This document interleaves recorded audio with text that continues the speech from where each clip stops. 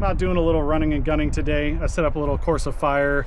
Want to test out this helmet mount, stuff like that, bring you guys along. So I'm gonna run about a mile to begin with, and then I have 3 shooting positions. First one's at 185 meters or so, standing supported against a tree.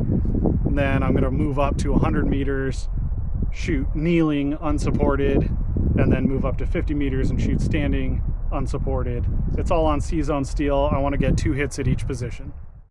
All right, this is the starting position. I don't know if you guys can see that plate down there between the trees, but this is my first shooting position, the furthest one. So I'm going to start my run from here. Come right back here and start the course of fire.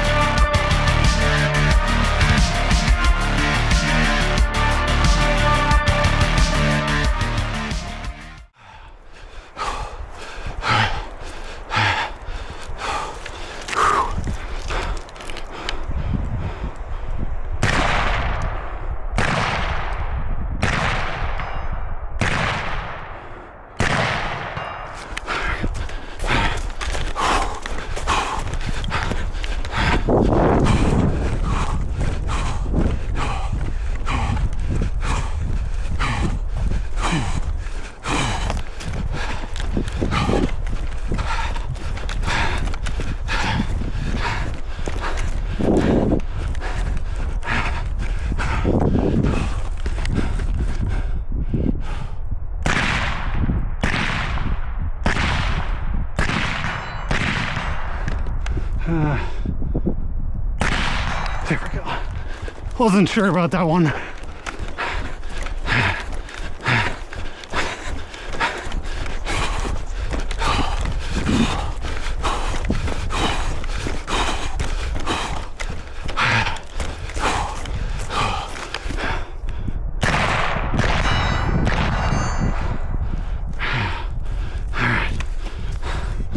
12:46. I'll just do a quick overview of the gear that I was wearing during this little running exercise shooting thing that I just filmed. I wore a full-up kit. So a lot of people, when they want to exercise and they want to wear a kit or whatever and get a workout in, and they're like, I'm going to go for a kit run, you know, typically if you're just going for pure fitness goals, a lot of people are just wearing a slick like plate carrier, and they're running in running shoes and running shorts and things like that. And that's completely fine. There's nothing wrong with that at all. That is still getting you in shape. But it's not a direct apples to apples comparison to running an actual like full up kit with all your shit on it. Just don't get confused between the two. That's all. Both are great exercise and both have their purposes.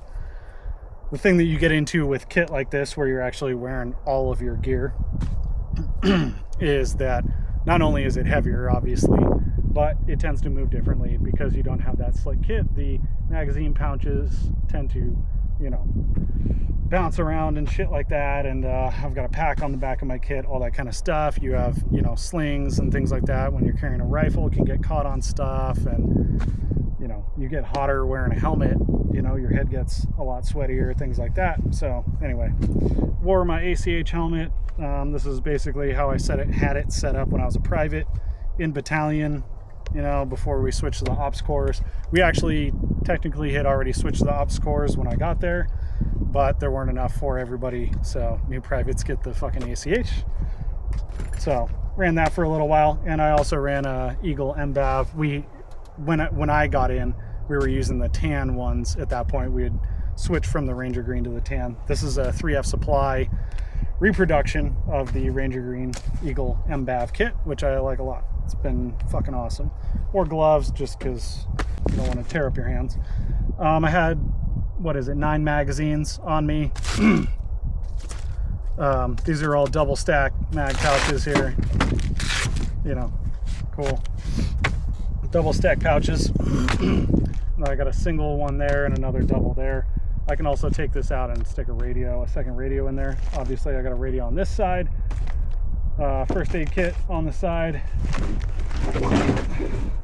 This is the modular assault pack pouch. Got a little pry bar on there on the side. Got a Camelback in here.